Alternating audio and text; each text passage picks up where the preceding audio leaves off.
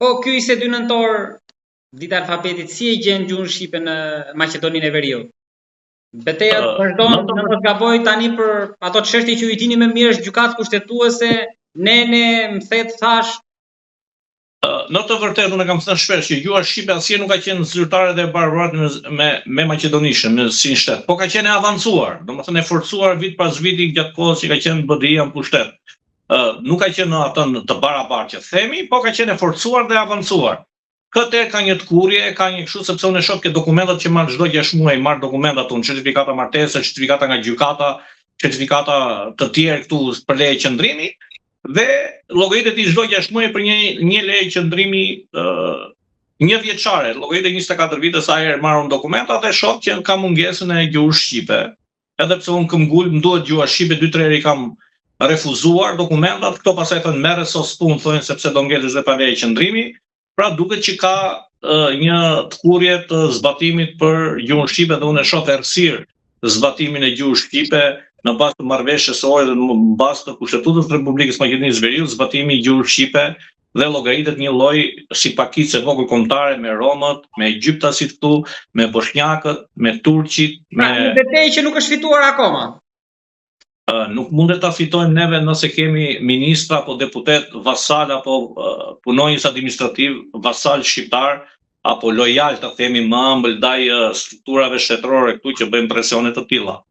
Pra nuk janë të rastësishëm, derisa librezat e nxënësve në një shkollë shqipe këtu në Tetov ka pas denoncime para një muaji, librezat e fëmijëve të shkollës, ku 100% janë nxënësit shqiptar, 100% mësuesët janë shqiptar, librezat janë shpërndar vetëm në gjuhën maqedonase, ku deri dje për fjala vjen kishim në 2 gjuhë. Ne nuk po kërkojmë zhdukjen e gjuhës maqedonase, po ti në 2 gjuhë të bazë ashtu siç takton ligji. Pra, përfundimisht do ta them gjuha shqipe këtu prej 2 vitesh është më e tkurrur se greqishtja në 2 bashkitë që kemi në Dropull neve, në Finiq dhe në Dropull. Pra llogaritet i rreth 800.000 shqiptar apo dhe më shumë, po 800.000 që njihen si zyrtarisht. Gjuha atyve krahasohet me rreth 50.000 apo 60.000 minoritarë që kemi në Shqipëri, që jemi 4 milion shqiptarë. Ndërkohë që përqendrohet e atmosfera pozitive për të harruar problemet në këtë muaj, vazhdon me 28-ën dhe 29-ën. Do shikojmë datë 28 se ka një friksim që policia, si shton, nuk është praktikuar ende, që kush do ta ngrejë flamurin e Shqipërisë në 28 nëntor apo 29, do gjobitet. Unë për veten time e kam ngritur në shtëpinë time që në datën 20, se i filloi festat që në datë 22. 25 kemi pavarësinë që është shpallur në Elbasani, që nëse unë vi nga Elbasani, edhe deri në 30, dhe gjithmonë këtu e kam varur në shtëpinë time, në qendër Tetovës, ku kam qenë me shtëpi, në periferi të Tetovës ashtu. Dhe përsëri them, nuk paktën me mua nuk merren dot. Pra më kujton në mos gaboj atë që ndodh çdo vit në bashkinë e Preshevës, e cila në mos gaboj disa vite më parë ish kryetari ka deklaruar që është jobitur për ngritjen e flamurit, por dhe kryetaria aktuale, pra nga autoritetet serbe. Kjo që pritet ndodh edhe në Maqedoni? Dje, sot sa flas në Maqedoni nuk ka ndodhur kjo gjë.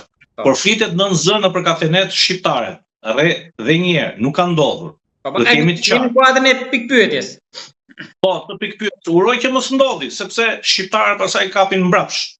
Shqiptarin me inat askush nuk e ka mundur dot. Shqiptarit ja kanë marrë mend edhe e kanë mundur vetëm do e marrë me ëmbëlsi dhe me diplomaci.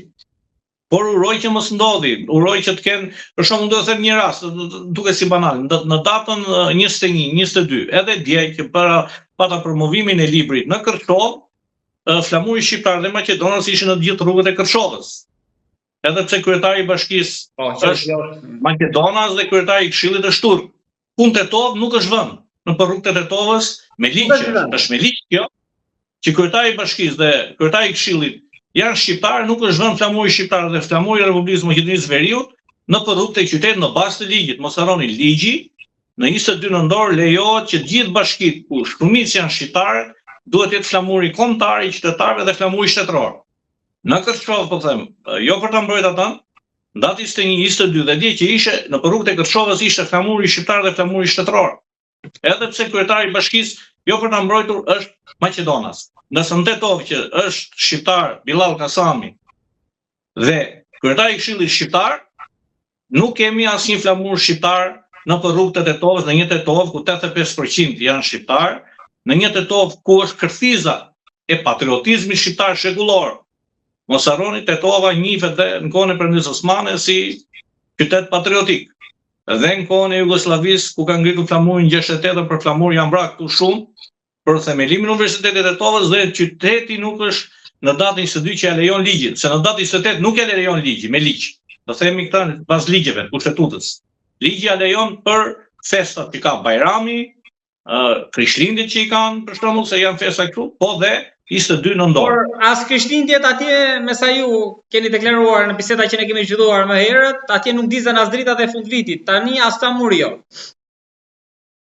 Por tani këta, kështu është tani këtu, kur janë vasalët, me zor ne flasim, themi të vërtetën, mbrojmë të vërtetën, po kush në ngjon? Tek i fundit populli i voton. Pastaj themi, çdo popull ka qeverinë që meriton. Dhe i vjen pikë.